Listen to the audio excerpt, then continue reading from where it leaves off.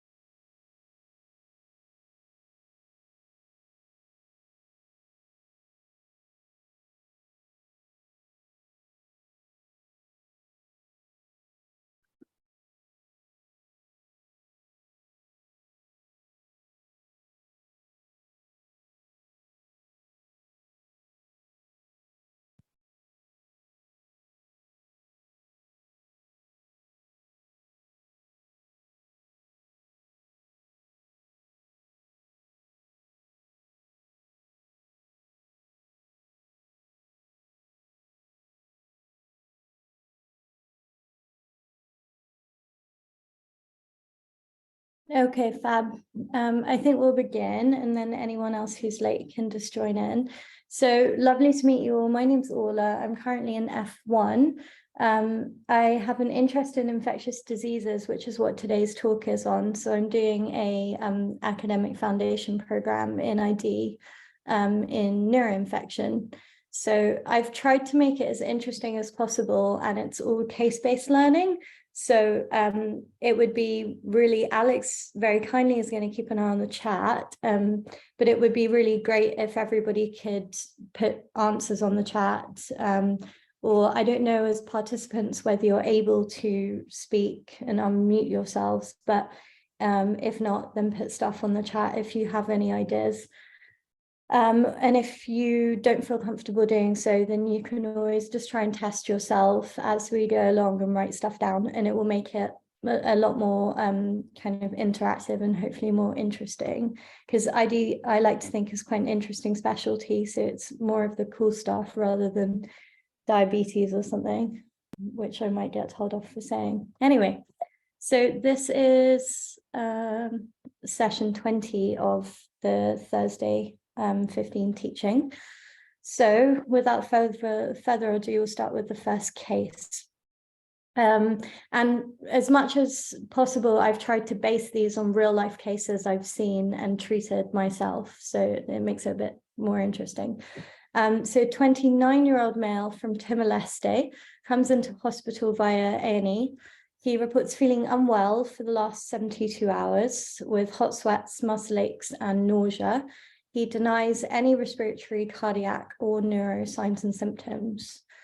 So when you examine him, his temperature is 40.3 degrees. His heart rate is 105.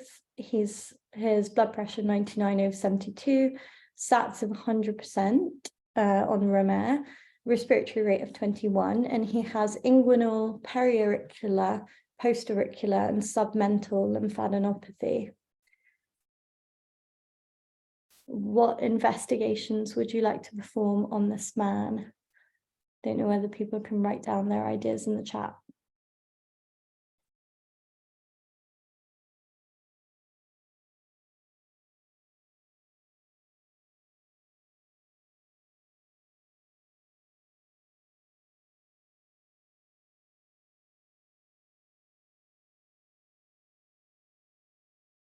Fab, we've got some good stuff. So we've had full blood count, urine electrolytes, liver function tests, CRP, blood cultures, ABG. Perfect. Anything else, given that it's an ID talk? So ID is kind of if you guys ever get to go on ID wards, they're the cool wards because you can do every investigation under the sun because you're looking for the weird stuff. So they're a lot more interesting than just a standard ward. Urine analysis, great. PCR swab. Yeah, we can look for PCR. HIV, yeah, nice. I was waiting for that one. Do you know what you look for or what kind of HIV stuff you might look for? There are different HIV-based investigations we can do. We can do CD4 count, absolutely. So that measures the white cells that are affected by the virus itself. We can do a virology screen, absolutely. It's very high fever, 40.3 degrees. It's not, 38. So virology screen is a good one. Does anybody know of an interesting blood test you might do that could differentiate? They used it a lot during COVID to differentiate between bacterial and viral infection. This is like a fun fact one. You don't have to know it. It's more of an interesting fun fact. It's a serum test. Neutrophil levels, not a bad shout. Yeah, it's the issue is obviously if you're catching somebody with an innate response, then largely they're going to have higher levels anyway. It just depends on the phase of infection. But there's something else. Throat swab. Yeah, absolutely. Even with this guy, you could do a COVID swab. Sounds a bit more like it could be something more interesting. But so there's a test you can do in the blood called procalcitonin, which can help differentiate between viral and bacterial infection. It's not the best marker, so it wasn't used that often. Well, as in it's not the only thing that you could rely on, but it was one of the markers they were using within COVID. It's gone a little bit out of fashion now. Okay, in the interest of time, we'll move on. So here we're kind of dealing a little bit with pyrexia of unknown origin. These are all of the different sort of fun things you could do for somebody, a random kind of 40.3 degrees where you can't source an infection. I think one of the things that's interesting about a case like this, and this was a patient that I saw on my nights, really was an interesting case because there was no focal point of infection. So normally what you do if you have a temperature is you work your way through the system. So you examine their respiratory system and maybe you'll see or find signs of a CAP, or you examine their heart, you might have peripheral signs of infective endocarditis and a murmur. You could do neurological features which might suggest they're meningitic. Or they might have, swelling on a brain scan, which suggests that they might have an encephalitis. But The difficult thing with this is he had no localizing features whatsoever. So then you're sort of thinking a more systemic illness, I guess, or underlying immunosuppression. So you can, but you would do a broad spectrum of investigations. So basic stuff, always when you're looking at a patient, you're starting with a history and an examination. And these are small question snippets, so you wouldn't have those, but you do want to elicit a full history looking for risk factors for infection.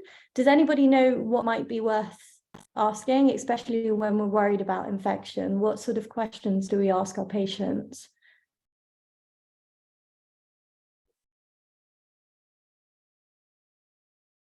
Foreign travel, yeah, exactly. That's one of the key ones. And timing of it. So someone else wrote recent travel, both of which are really relevant, because it's not only have they been away in their life, which is a relevant thing, but also when have they been away, because that will impact what sort of disease we're thinking of. So I don't know whether anybody's heard of schistosomiasis, but it's a parasitic infection and it can give you liver cancer, but it gives you hematuria. And the issue with an infection, if you get schistosomiasis, it's very common in Lake Malawi and also in Egypt. So they had a massive endemic of liver cancer in Egypt. And the problem with it is you don't display symptoms until 10 years down the line or something like that. So they may come in with hematuria, but you actually need to elicit whether they went swimming in Lake Malawi in their 20s on their medical elective or something, and got schistosomiasis, and then they've sort of grown and caused the disease later down the line. So check the timing of travel as well. Unwell contacts, a couple of people have written, which is absolutely true, because you're seeing, who they might have got it from, and you're looking at spread and also who's at risk. So when monkeypox became a thing, it was you had to trace cases. Anything else? For any infectious disease, there are a couple of things that I think are missing.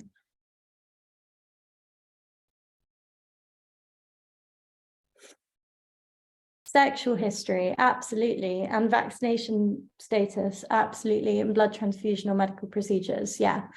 So sexual history, very relevant for quite a few infectious diseases. Obviously, HIV is the big one that we worried about, and hepatitis B.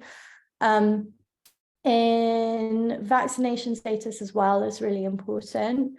And whether they've had boosters when they had them, because it tells you whether they're still kind of going to be valid. And then blood transfusion or medical procedures as well is really important. And even things like needle use and tattoos. Those are the other sorts of things. Anywhere where they could have sourced an infection as well is important. Cool. So those are all of the sorts of things that you ask in your history. And then you go on to, and obviously within travel, look at behavior within that travel as well. So like I was saying, if they've gone swimming in random lakes and stuff. Someone said, sorry, what vaccination would they have? So you can have the main ones, you'd be obviously pediatric infectious diseases are a bit different. So you're looking at your key 6-in-1 vaccination, but I won't really go into that because we're mainly adult disease. For adults, you can look at hepatitis vaccination. You can look, there are rabies vaccination, you can get vaccinated against typhoid, you can get vaccinated against Japanese encephalitis. There are lots of like a travel booster of different vaccines that you want to check, but it depends on, and also the whether they've had their BCG vaccine for tuberculosis as well. That's something else that you would check, depending on what infectious disease you thought they had. So you investigate in this way. So check their urine. You can do sputum sample if they're bringing stuff up and you think it's respiratory. Anything that they can give you, especially if it's pyrexia of unknown origin or sepsis of unknown source, whatever you may refer to it as, you would try and sample. So urine, stool, sputum. If they've got any lines in, you would then want to take a sample off of those. venous blood cultures. Remember that if they also had another line, so a central line or a PICC line, then you would want to take cultures off of those as well. Then you do a full set of standard bloods. Obviously, we're worried about white cell count. We'd look at CRP. You can look at cool markers like procalcitonin if you think they're relevant. People sometimes say ESR, and I think at medical school, you're often taught that ESR is kind of interchangeable with CRP. ESR, you tend to only really use in a lot, largely in rheumatology. It's a bit less relevant for infectious diseases. Then you can do an ECG on them. That's a bit more relevant, maybe if you're looking at infective endocarditis or something like that, or underlying cardiac disease, or something as a arrhythmia as a result of infection, like if they've gone into AF. You can do a chest X-ray, a blood film as well might be relevant, because you might see, like in malaria, that's obviously quite a relevant investigation. HIV, you can do the test, and then if they have known HIV, you want to look at two markers, which is your CD4 count and your viral load.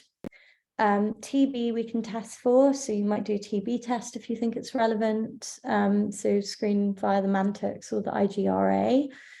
You can do STI testing as well if you think it might be they might have a sexually transmitted infection. You can do malaria rapid antigen tests, PCR viral antigens, say for like dengue, and then we're kind of at the top of the wheel. So there's lots of different investigations you can do. And in somebody who doesn't really display localizing features, you probably would just do quite a few and see where you get. So this is the first set of some bloods that come back. I think I did have a question with this. The patient reports multiple instances of unprotected sexual intercourse with men, the most recent of which was 3 days ago. So based on these, what would one of your priorities be to test for in this patient?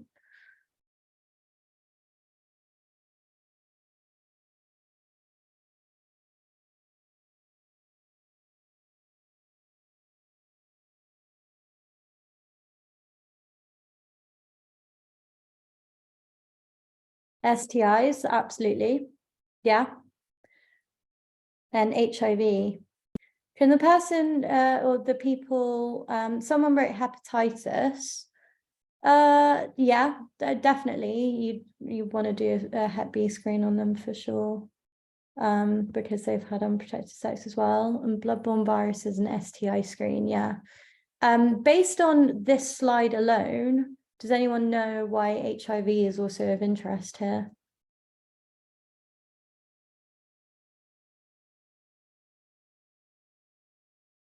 White blood cells. Yeah. So that's sort of the thing to pick up, is they have a low white blood cell counts. We're a little bit more worried about something like that. So HIV testing, you can do a combination test. So looking for HIV antibody through, and you don't necessarily need to know how these methods work, but ELISA is one of them, and Western blotting, and these are just ways to test for the antibody. And then an HIV P24 antigen test, which will be positive about 1 to 4 weeks post-exposure.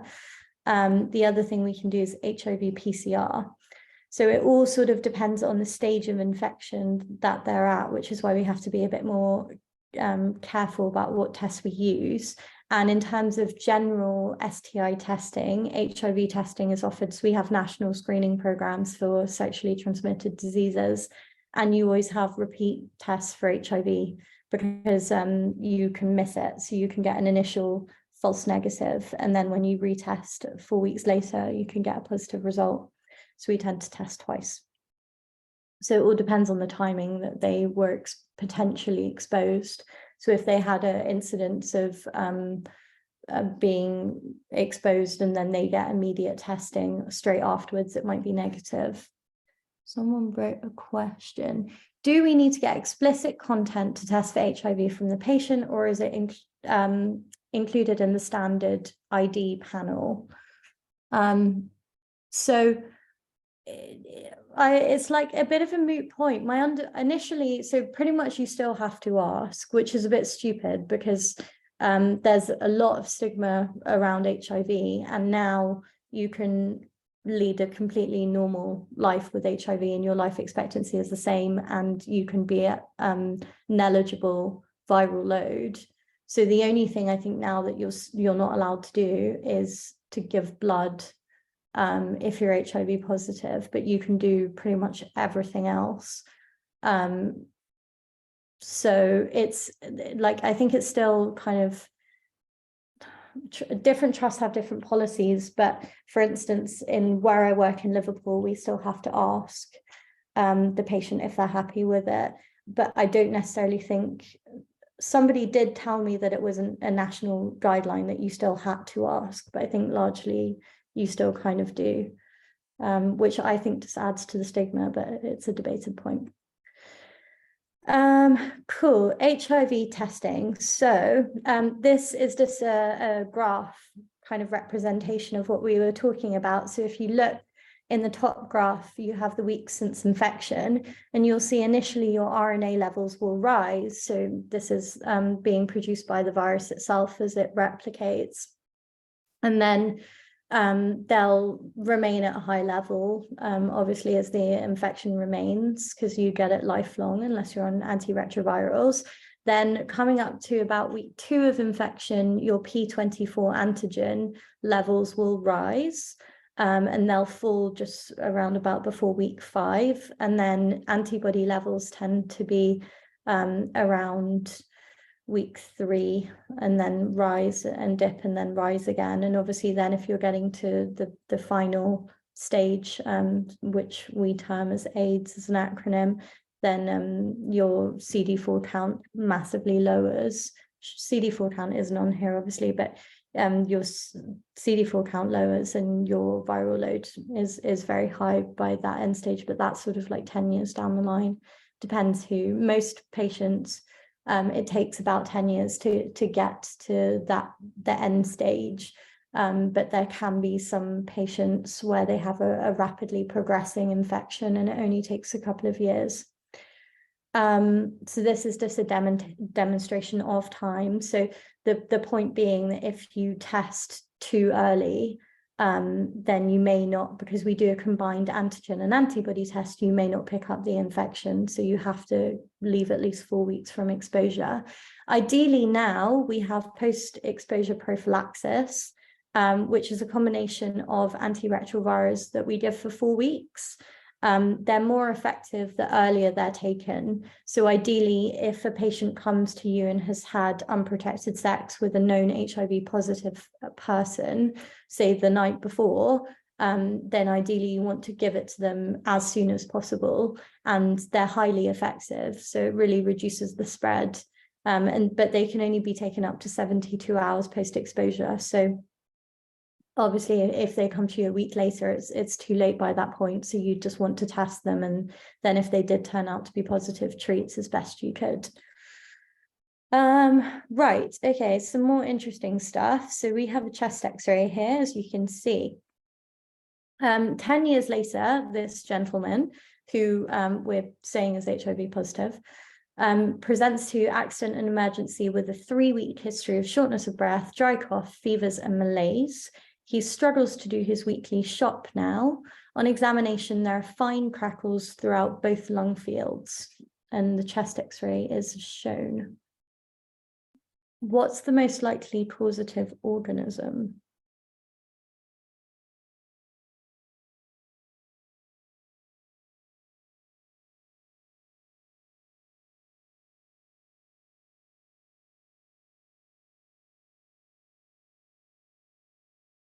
We have 1 vote for PCP. Another pneumocystis jirovecii.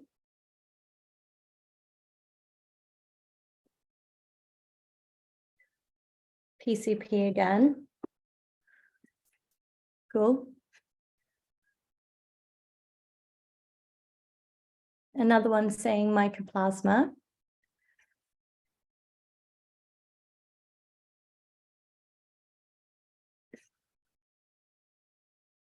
Okay, so yeah, this is Harry-Hyler interstitial shadowing. which is quite typical of PCP infection. So HIV, obviously, you're at risk of different infections, which we'll come on to now, and that's because of the immunosuppression. But a lot of it, actually, we don't fully understand the immunopathology, because you get really weird and wonderful infections within HIV. This is another patient in HIV clinic who has a seizure while you're taking their history. Once stabilized, they report a worsening headache across the past couple of weeks, and they've been more confused and forgetful.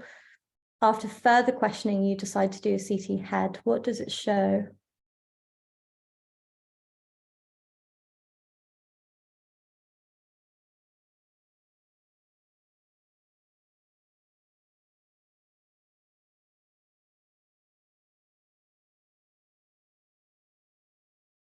And if anybody, the other thing I'd say is, like, I'm obviously an F1 doctor now, and I'm terrible at reading scans.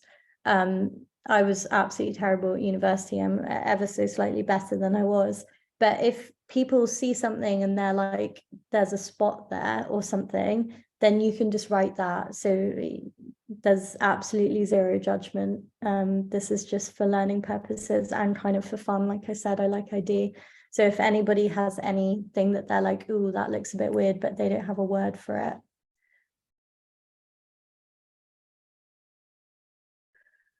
Glioblastoma, interesting. So you can get glioblastoma, but less likely. Someone said right hemisphere lacuna infarcts. That's also not a bad shout. So there are sort of lucencies, aren't there? Someone else said CNS lymphoma. Yeah, cool. These are really interesting answers. And then someone else said, is there a cavitating lesion? There's definitely something going on. So, oh, cool. Someone said toxoplasmosis. So this is toxoplasmosis. You've got these sort of like lucencies within your CNS head, if I could convince everyone. So they're ring enhancing lesions within your, oh, sorry, I think it went off share, within your CT head, which is sort of, I don't know whether anyone can see my mouse, but the sort of white spots obviously shouldn't be there. And it's toxoplasmosis is one of the neuroinfections you can get as a result of HIV infection, which is extremely rare in immunocompetent individuals. Does anybody know what you might use to treat it? We can see the mouse. Cool. Thank you.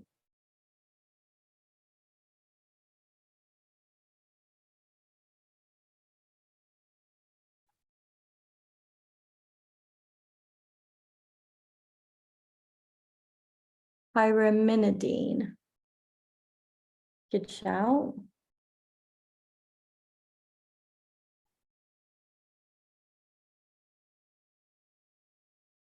Anything else?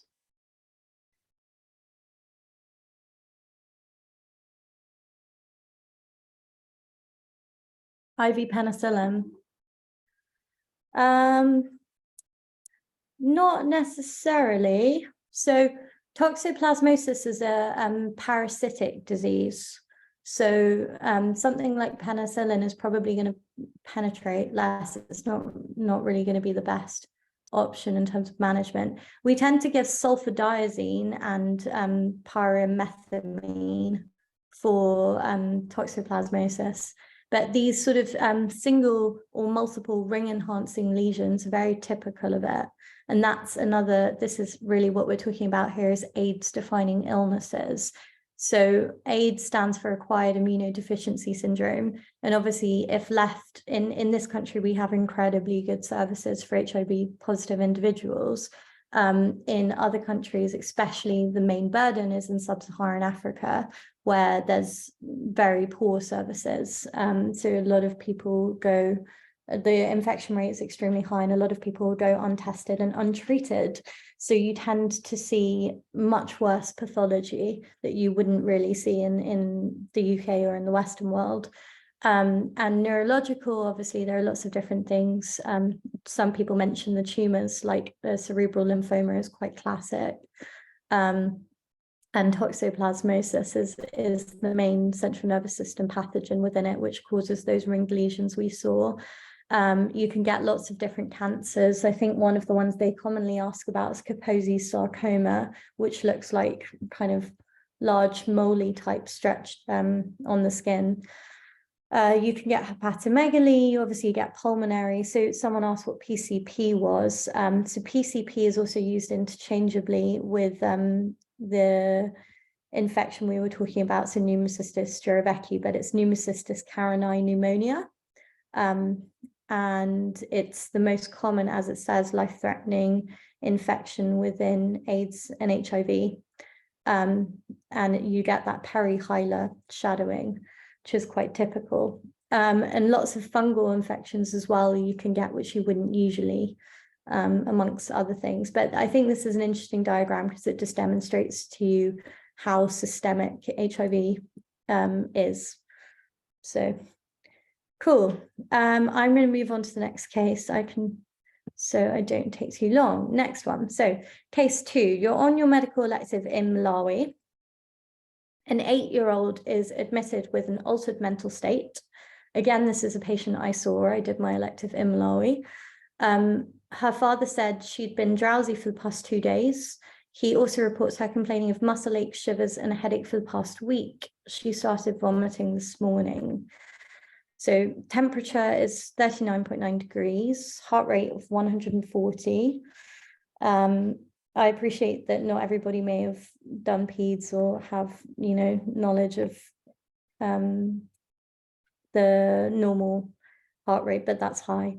Systolic blood pressure of 101/72. The patient's slightly jaundiced and is wriggling around her legs. Does anybody know what our main organism that we might be thinking of is?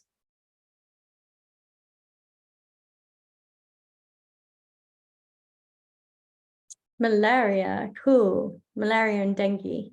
Dengue a bit less likely here. Not necessarily. Malaria, yes. Does anybody know the term we'd actually use for this presentation of malaria, given the symptoms and things?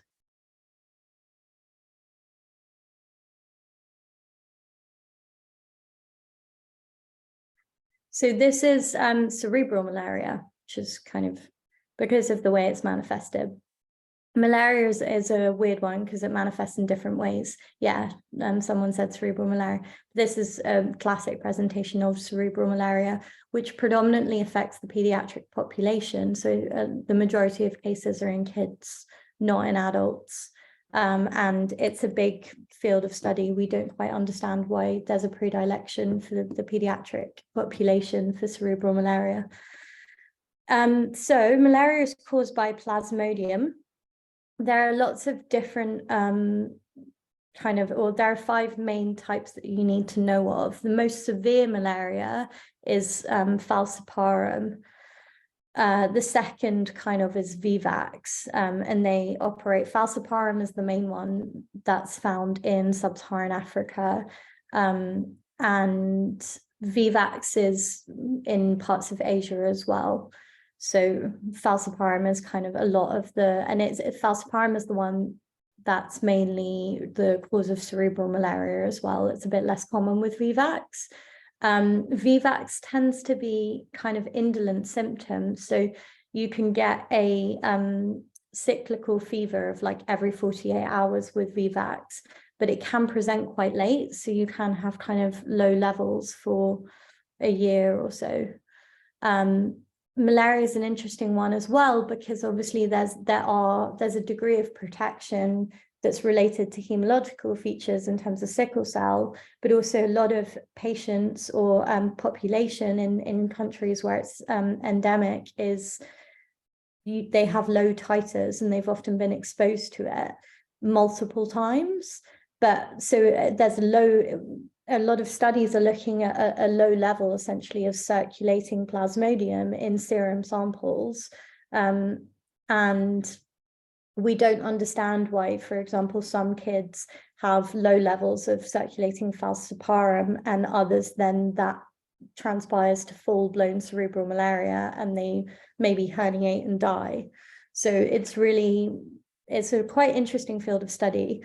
In terms of what you need to know, so on a blood film, they look slightly different. So for falciparum, you'll get ringed trophozoites, you can get gametocytes, maloclefs, and double dotted rings. For Vivax, you tend to get these things called Snalfer dots on a blood film. I'm not a hematologist, so I can't really give you much more than that. In terms of how you treat them, it really depends on which country you're in and who you're treating, and the stage. If it's really, really severe, then you tend to give, especially like the patient we just discussed, you give IV artesunate, and that can cause hemolysis. So you have to be really careful in terms of monitoring them. They're also at risk of hypoglycemia and dehydration. So you have to hydrate them quite carefully, and you're monitoring the parasitemia. So you can get parasitemia, like even 2% parasitemia is really bad. In cerebral malarial cases, you can get 5 to 10% or more. So it's really quite severe. If it's more mild, then you can give PO Malarone, which is like atovaquone progranil, which are anti-malarial drugs. And obviously that's also used for prophylaxis of malaria as well. In terms of Vivax and all of the others, I think if you were to remember anything, it's just chloroquine that you can give. That tends to be first line, but like American guidelines are different to UK guidelines, so it's also about what's available. For mild falciparum malaria as well, so if they're not vomiting and they have a parasitemia of less than 2%, and they're sort of ambulant and relatively well, you can give artemisinin combination therapy, otherwise known as ACT. So if they have an uncomplicated malaria, you can also, obviously give Malarone, or doxycycline is another one that you can use, but that has some kind of interesting side effects, so it doesn't always suit patients. And the other thing to remember is anti-malarial drugs can precipitate G6PD deficiency, so you might have a crisis in that respect. I think if you're to remember anything, mainly focus on Vivax and falciparum. The other ones you don't really need to know much about. Okay, case 3. So we have a picture of a rash for this case. A woman comes into London School of Tropical Medicine clinic with this rash. She has had a headache for the past 3 days, and she's felt very feverish since this morning. She got back from Cambodia 5 days ago. Anyone know the vector and the causative organism? And you have 5 different options.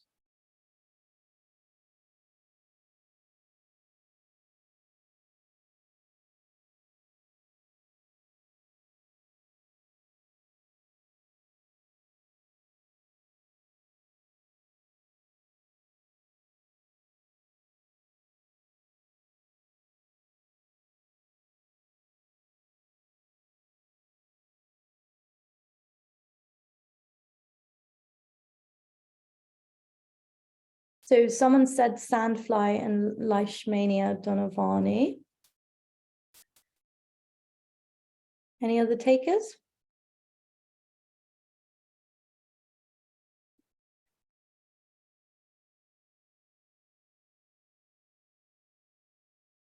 Someone else said Aedes aegypti and dengue.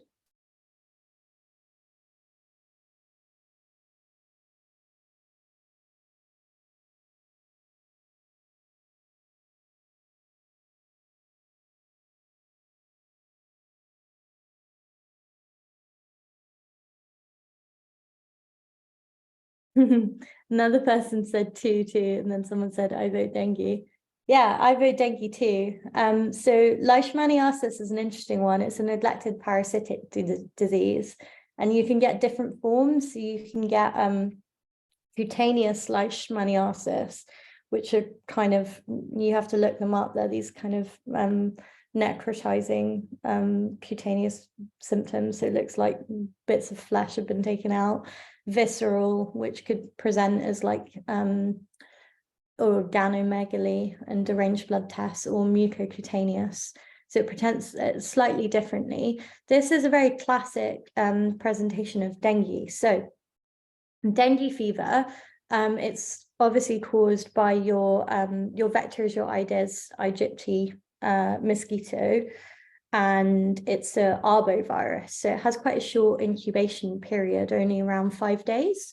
So if they have a longer infection period, then it's unlikely to be dengue. It's quite common in Southeast Asia and South Africa. In terms of the primary infection, they can have that fine erythematous rash, but that's only in 50%. So for other people, it's quite vague symptoms. So high fever, myalgia, and then you can get a retroorbital headache. And they can have hepatomegaly and abdominal distension on examination. In terms of bloods, you might see everything being low. So low hemoglobin, low white cell count, low platelets. And your gold standard investigation is a PCR viral antigen and serology IgM. So these are sort of the tests that you want to do for dengue. Anybody know how you'd manage it?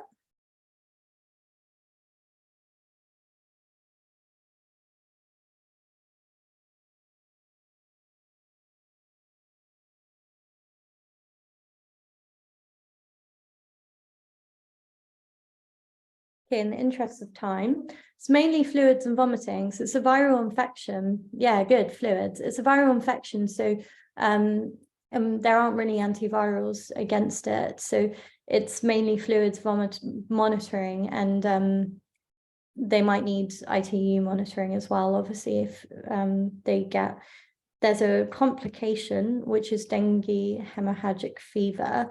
And the problem with this is it's like a secondary infection with dengue. So if they have one strain and then they get an infection to a different strain, you have a partial immune response, and that essentially can lead to a severe reaction with capillary leaking and hypertension and hemorrhagic manifestations. So these is, again, kind of mainly fluid resus and supportive management. So obviously they might require blood transfusions or FFP, that sort of thing, and they'll very likely require ITU support as well. So that's one thing that we worry about. Okay, next case. I imagine for some of you, you might immediately know the answer from this rash. It's very classic of a particular infection.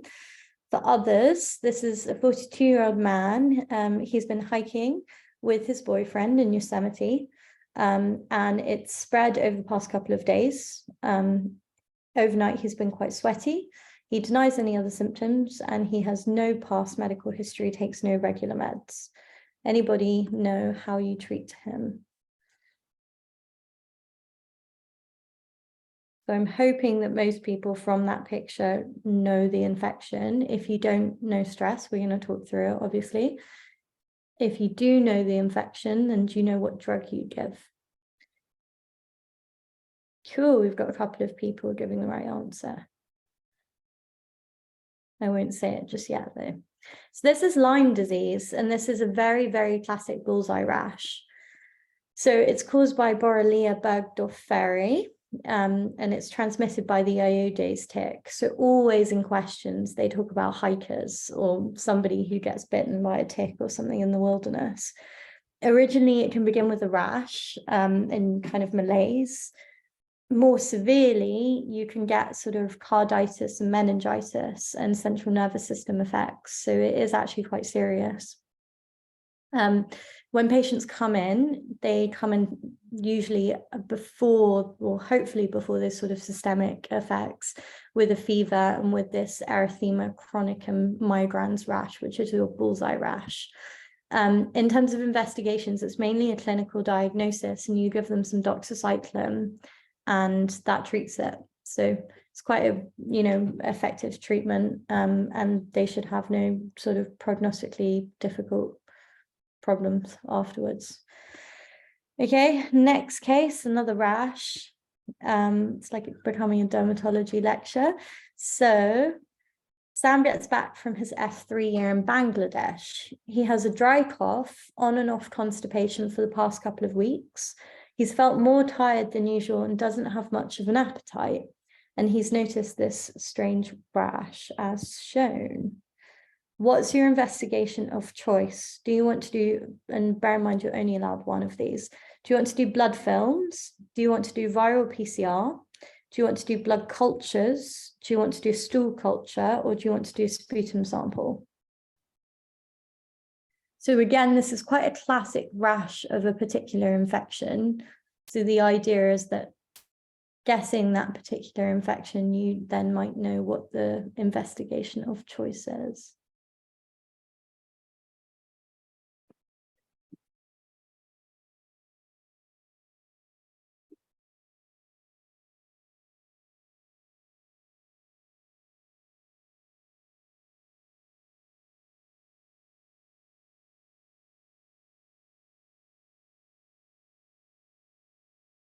I think this one is people finding a little bit harder, which is fine. It's not the easiest. Again, it presents a little bit vaguely. Okay, so this is a presentation. Oh no. Of typhoid. So typhoid, actually in terms of investigating it, blood cultures are diagnostic. So you probably do a mix of different things, but the diagnostic investigation is blood culture. It's caused by Salmonella typhi or paratyphoid. It's fecal oral transmission. So anything in questions, if they've eaten street food or stayed in more of a, I don't want to say unsanitary, but less clean place, or they've been backpacking, stuff like that, you want to look into it. In terms of signs and symptoms, you can get bradycardia and fever. So it's a something called a sphygmothermic dissociation. So obviously normally with a fever, you're expecting a tachycardia, whereas in typhoid, you actually get a bradycardia. So it's quite interesting. They tend to have a dry cough. They can get malaise or myalgia. You can get GI signs and symptoms, so constipation and diarrhea, and you can get anorexia and weight loss as well. And on examination, they might have splenomegaly. They can obviously be bradycardic, and you get that rash, which is called rose spots on their trunk. So if they don't give you a picture, but they say rose spots on the trunk, then it's pretty much going to be typhoid. You would obviously do full sets of investigations, make sure they haven't picked up anything else. Otherwise, you do a blood culture and hopefully you'll grow it. In terms of first line, you give IV ceftriaxone or cefotaxime. Second line would be, so if they can't have either of those two, you can give azithromycin. So fairly straightforward, I hope. What are we on next? Just make sure there's no questions. Cool. Case 6. So another chest x-ray. A 45-year-old Indian woman presents to ED with a 1-month history of hemoptysis. She's a non-smoker.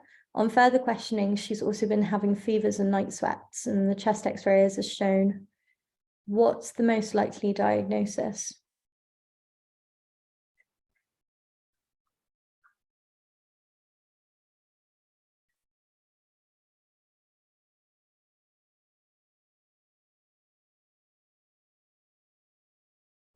So someone wrote why blood culture for typhoid. So it's a bacterial infection, and blood culture is your top investigation. You'll grow it in the blood.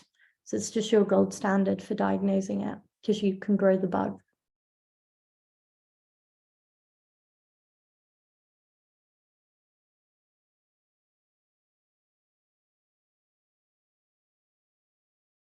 Cool. Loads of people saying TB. Yes, exactly. So I found it really funny because at med school, they always give like somebody who's from South Asian descent, so usually India or Bangladesh or something with TB. Actually, it's really, really high in a lot of like the Balkan countries and stuff. And rates are rising in the UK as well, I believe. So you could get it from anywhere. This is a very easy X-ray for TB. So you're thinking apical regions of the lungs, and you get your classic fevers, night sweats, that sort of thing, and hemoptysis as well. for anybody who's seen the film Moulin Rouge, I think that's all about TB, or someone has TB in it, because they're coughing up blood and everyone's getting sick. Obviously, it's airborne, so you have to be in touch with people. It's droplet spread.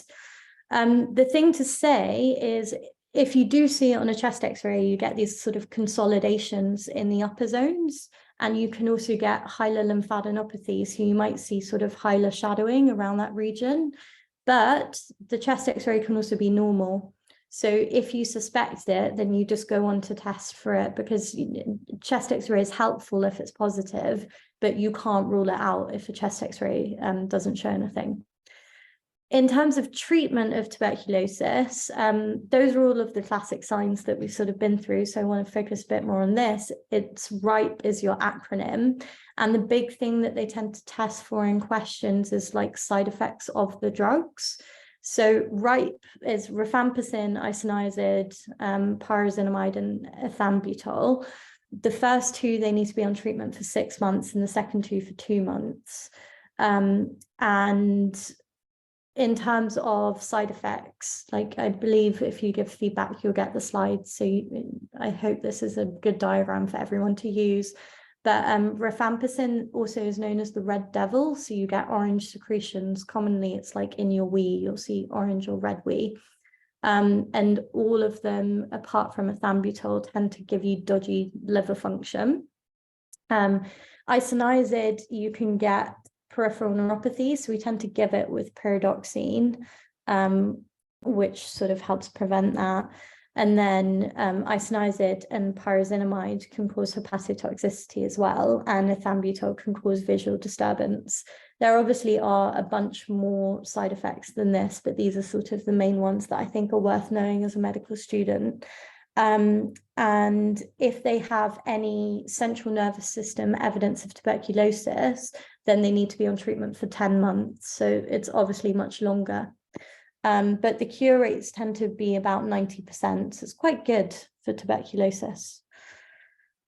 Cool. Next case, let's keep it moving. What does pyridoxine do to prevent neuropathy? Oh, I've got to double check the drug target. I'll leave this up just while I check it. I actually can't remember what it affects again. So it's a form of B6 vitamin. So I think when you get, one of the side effects of isoniazid is it will affect your B6 pathway, which will be needed for the healthy functioning of your nerves. So I think it prevents that because you're basically giving more of it. But whoever wants to look that up in a more detailed approach can.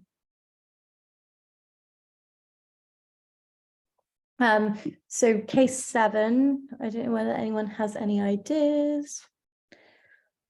Oh, I also gave, sorry, I was nicer with this one. I gave options. I haven't always been that nice. So 74-year-old woman, she's being treated for a chest infection with an elective gastrectomy. She's developed very profuse diarrhea. Stool samples collected, MCNS reveals C. diff. How are we going to treat? Cool. So I've tried to put in some ones you'll see as a doctor on the wards, as well as like the fun stuff that a lot, is a bit more rare, because C. diff is unbelievably common, and it's really important as any doctor to know how to treat it, because it really can kill, especially in elderly patients. So it's colonization of the gut by Clostridium difficile, and it causes a pseudomembranous colitis resulting from broad spectrum antibiotic use. So elderly people are more at risk. In terms of common causes, you're thinking clindamycin, cephalosporins, and carbapenems. Fluoroquinolones can also use it, and other drugs can increase the risk as well. But if you remember the 3 C's, they're the killers that you have to be very careful about. When you manage them, a lot of trusts have their own C. diff guidelines for treatment. So you would follow those and get infection control involved, because obviously you don't want it kind of ripping through a geriatric ward, because you will actually kill people. you have to also do like a med rec on your patients. So you don't want to give them anything that will increase their perforation risk. And you also don't want to give them anything that will kind of make the infection worse, or anything that will predate, like a PPI actually slightly increases your risk of a C. diff infection. So it's one of those ones where you'd make a clinical judgment as to whether you can stop it or whether you would carry on giving it, depending on the need. Obviously, if they're on like Hong Kong regime for a bleed or something, you probably keep the PPI on there.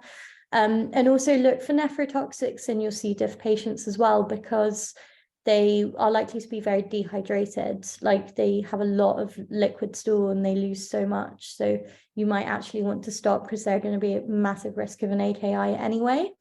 And you obviously monitor their stool quite regularly via the Bristol stool chart. Cool. Case 8, again, I put another Q. For everyone, we have, I think, 12 cases. So we've got 4 left. Obviously, if you need to leave early, I think Alex has put a feedback link, which I'd really appreciate people to fill out. And if you want to stay, then by all means do. So a 19-year-old returned home from a trip to Vietnam 1 day ago. She's got watery diarrhea, started very suddenly, and it's profuse and colorless, and she can't even remember the number of times she's opened her bowels. So we're thinking it's a lot. Her heart rate is 110. Anybody know what is the most likely diagnosis? One person's got it already based on the picture. 2 people have got it.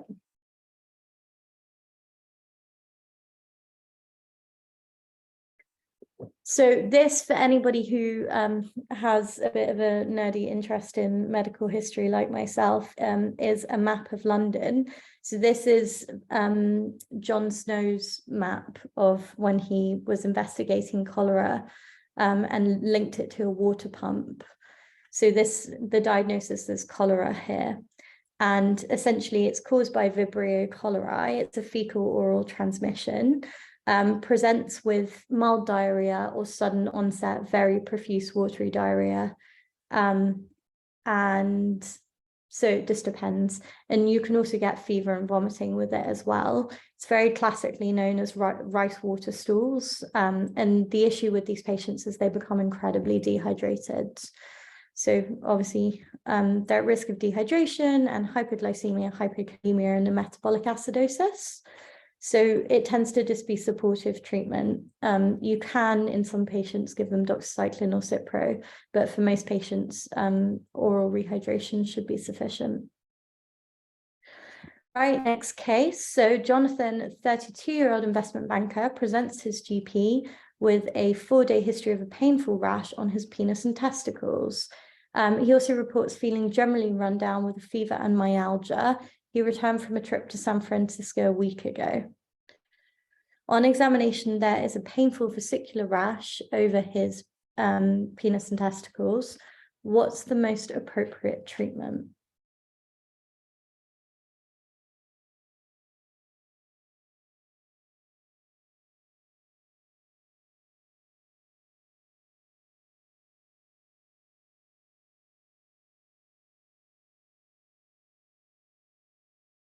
So we had 1 for doxy, 2 for acyclovir.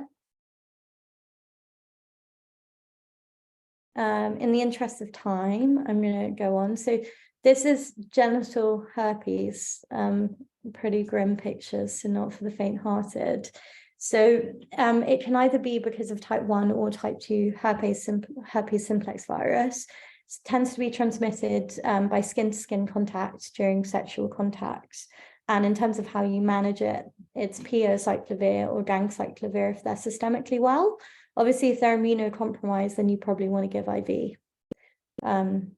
So one of these sort of gum cases that you hope you never get.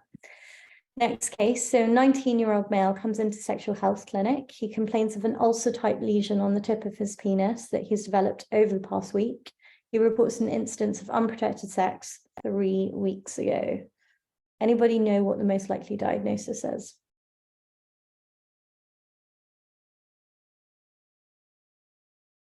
Cool, we've got quite a few right answers. So this is syphilis. It's a spirochete, so spirochete treponema pallidum. It's transmitted through sexual contact, but it can be acquired transplacentally. So on O&G, you learn that you have to sort of treat in accordance with that. In terms of syphilis manifestation, there are 3 stages, so primary, secondary, and tertiary. Primary is about 3 weeks after the initial exposure, and you get a macule, painless macule, at the site of sexual contact. So it's hard because for some people, they may not even recognize it's necessarily there. It tends to ulcerate and form like a hard, painless chancre, which can actually resolve spontaneously after a few weeks. So if your patient doesn't come to see you after that, you're a bit stuffed, because then they go on to get secondary syphilis. And that's about 4 to 8 weeks after primary, and they can get generalized symptoms. So malaise, lymphadenopathy, rash, and depending on where it's spread, it then manifests in that sort of site. The thing that we really don't want them to get, which they can go on to, is tertiary syphilis. So tertiary syphilis is about 2 years from the initial infection, and you can get granulomas of the skin and the bones. It's pretty nasty disease. Neurosyphilis is obviously an infection of the central nervous system, so it can in fact occur at any point within the disease. And then cardiovascular syphilis tends to involve like aortic regurgitation or aneurysms, again, as a result of the infection. In terms of treatment, we give procaine penicillin. Obviously, if they can't have penicillin, you can give doxycycline or tetracycline. But ideally, you would want to catch them at the earlier stages and not let it carry on. Cool, doing well, only a couple more cases. So we have this chap who comes in, he's 54 years old, he's nauseous, he hasn't been able to eat properly in a week. He recently went on a trip to India and his sons have been displaying similar symptoms. He's apyrexial and there's a palpable liver edge. Liver function tests reveal a raised ALT, AST, and bilirubin, and all other blood tests are normal. What's the most likely diagnosis?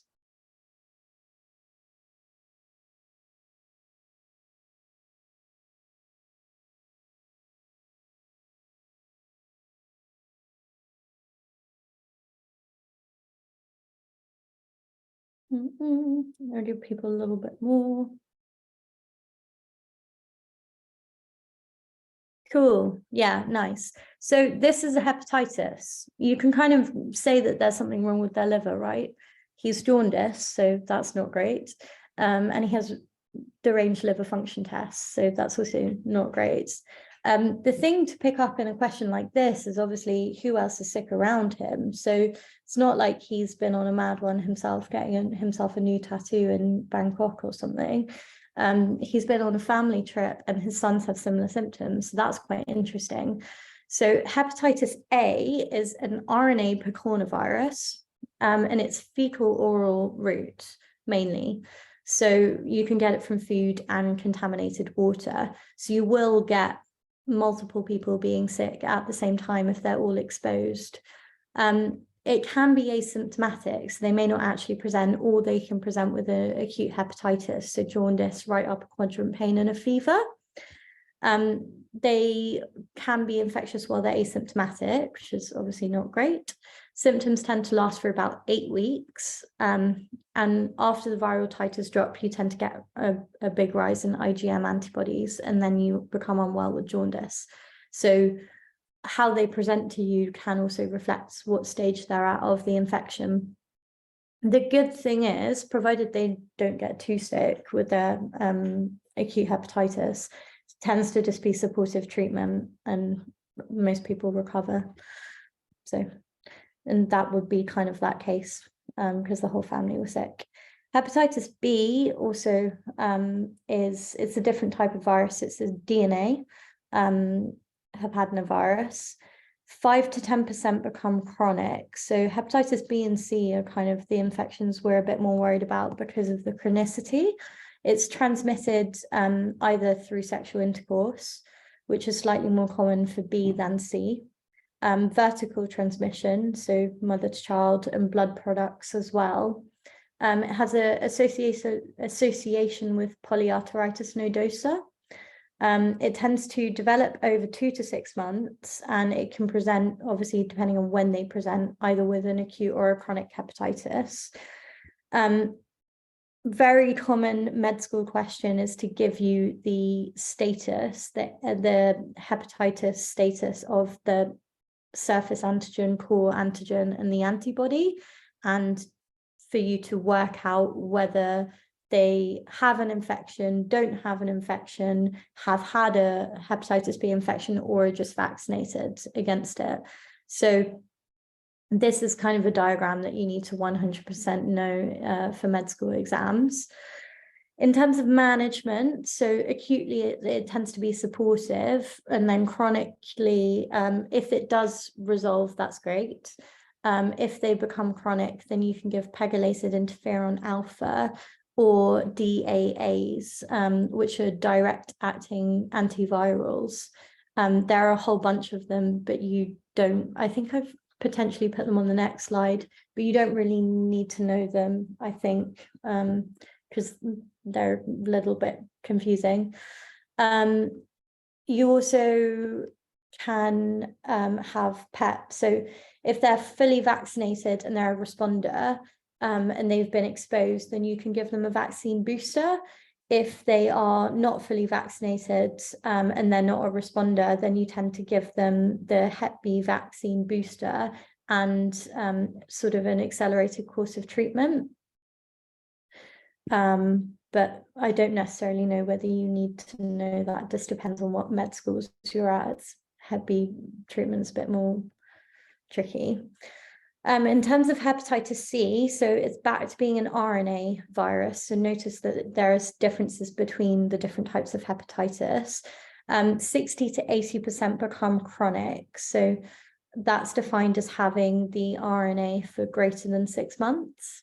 It's slightly more associated with hepatocellular carcinoma and thalassemia as well, and more so being transmitted through blood transfusions for hepatitis C than hepatitis B.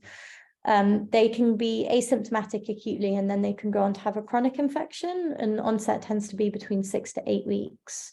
When you investigate, you can do serology, so looking for HCV RNA, and the antibody persists after infection. So you're not using the antibody as a measure of treatment. You are actually looking at viral load and seeing whether viral load reduces as you treat these patients.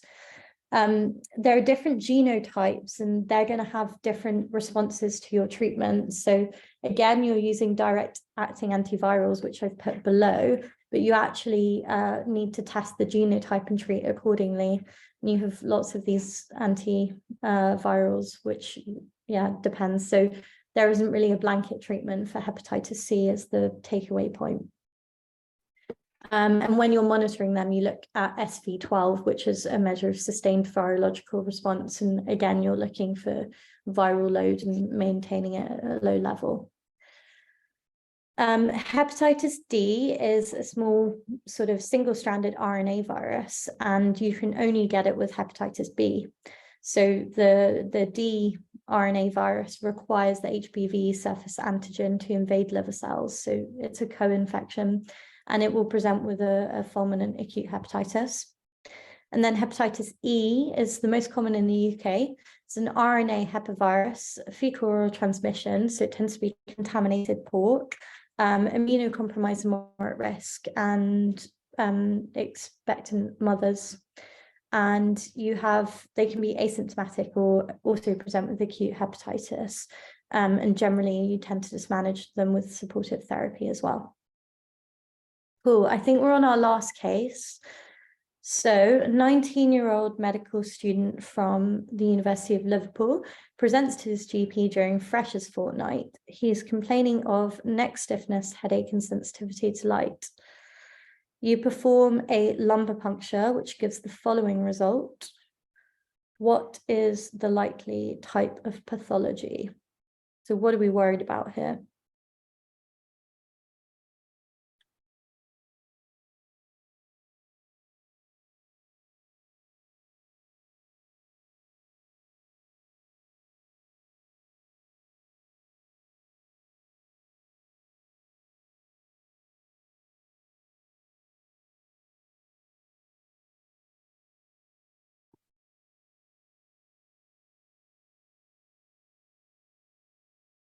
Cool. So there's been a bit of a spread of answers, which I think is actually quite interesting. So this is, for anybody who isn't aware, this is a classic, just ignoring the LP result, classic presentation of meningitis. So we're looking for neck stiffness, photophobia, and headache. And it's quite common. Obviously, you can get it as an immunocompromised individual. Otherwise, it's quite common in sort of the freshers or late teens, early 20s population. In question stems, it tends to be your university student, that kind of level. So we're thinking it's a meningitis, and we can get that just from the original stem. The LP result is there to give you an indication as to the cause. So when you're thinking of meningitis, you either need to think of a viral meningitis, a bacterial meningitis, or TB based, so Mycobacterium, and they give different results in terms of opening pressure, protein, glucose, white cell count, and cells. You need to learn, especially for finals, your table just in terms of the results you would expect for a bacterial versus a viral versus TB or mycobacterial. From this result, so some people wrote meningococcal meningitis.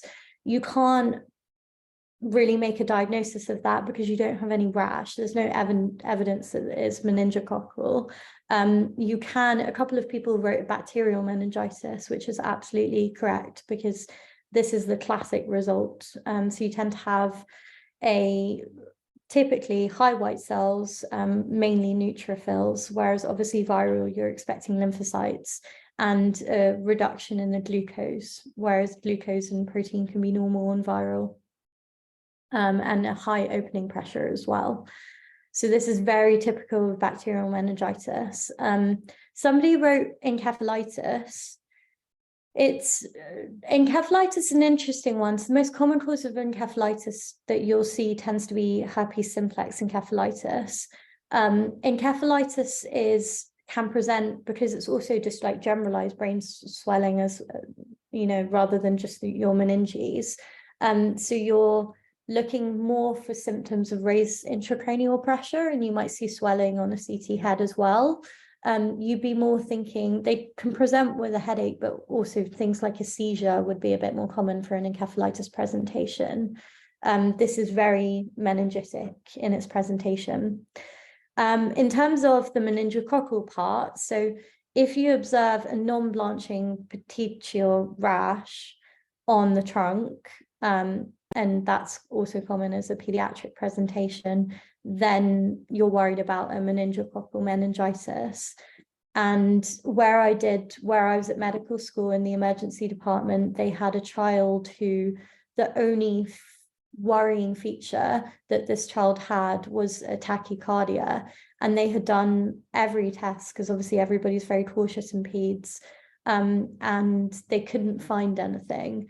So they safety netted and they sent this child home, and the child came back in, I think within an hour or two, absolutely covered in this rash, so this non-blanching petechial rash, and had a really severe meningococcal meningitis and subsequently died. So it's quite scary how quickly the disease actually progresses. What would you give? So this is a classic thing, like if you see this patient as a GP, you're probably going to want to get them to hospital. At least I hope that's what everybody's thinking. But you know what you give in the community? Cool. Yeah, everyone seems to know. So you give IM-Bempen. So in terms of meningitis, depending on which age group you are, always with infections, it's like a bell curve. So you have neonates and sort of kids a little bit at one end, and then elderly at the other end, and then adults in the middle. And often a lot of bugs that will affect elderly and your pediatric populations will be quite similar, because they're both a little bit immunocompromised, and then you'll get different bugs within your healthy adult population. But these are your classic bugs for neonates, sort of children and adults, and then in older adults it's a bit more listeria or the weirder bugs. For Neisseria meningitidis and Streptococcus pneumoniae, you are wanting to treat with IM benpen in the community. So you give it to them and you call an ambulance, you get them to hospital, and immediately you start IV ceftriaxone. If it's a listeria, then you give amoxicillin or ampicillin. And then in neonates, you tend to give cefotaxime and IV amoxicillin as well. Obviously, with these patients, ideally, you get an LP as soon as possible. So the ideal thing is they would come in, they would be meningitic. If they didn't have a meningococcal rash, you would do an LP immediately as part of your diagnostic workup, and then you would start them on IV drugs. If your LP delays them having treatment by any significant measure, then unfortunately you just have to start treatment immediately. And it means that your result will likely be a lot less accurate and valid. So you might not actually pick up the bug if you've already started your antibiotics. But obviously your priority is treating the patient and keeping them safe. So you do kind of just need to start treatment. Does anybody know what you give for contacts of like pediatric or neonatal meningitis cases? Cool. One person's written the answer, 2 people. Okay, fab. Yeah, so you give PO ciprofloxacin. So a course of oral ciprofloxacin. In terms of Neisseria meningitidis, about 80% have a non-blanching rash, and then about 13% have a macular papula, so it presents a little bit differently. And then for Listeria monocytogenes, it also can present as a meningitis and encephalitis. So they could have first presentation as like brain swelling and a seizure rather than a classic meningitic triad. Okay, I think that's the end. So I hope that's been relatively interesting. If you guys could fill out the feedback, I'd really appreciate it. And if you have any questions, I'll wait around for a minute or two to answer them. Thanks so much, Ola. That was such a good talk. Remember to fill in the feedback so we can get all those slides sent to all you guys. You can use them for like revision, everything like that. And yeah, see you guys next week. Thanks so much, Ola. That was great. I feel like I really learned a lot about malaria. Thanks, Alex. Someone said, can you explain the time period for HIV testing? So if you're testing for HIV, but you've missed the point where you can give them post-exposure prophylaxis. So if they were having sex, say with a known HIV positive individual the night before or 2 days before, up to 72 hours, you would just give them post-exposure prophylaxis, because you can, in theory, test the RNA immediately at that point, but still you might get low levels within your titer. So you just kind of want to prevent it, because PrEP is quite preventative. If they haven't presented to services and then in general they just want an HIV test, but you've missed the boat to give them anything to stop them from potentially getting the infection, then you tend to test at least 4 weeks after exposure. So that's your ideal time. Where are you doing your F1 for ID? I'm currently based in Liverpool, so I trained in London and then I came to do a SFP in Liverpool because of the Liverpool School of Tropical Medicine, which is what I'm interested in. I think I put my email on the form as well. So if anybody has, am I working with Tom Solomon? Yes, I am. Funny you should say that. Not directly though, indirectly.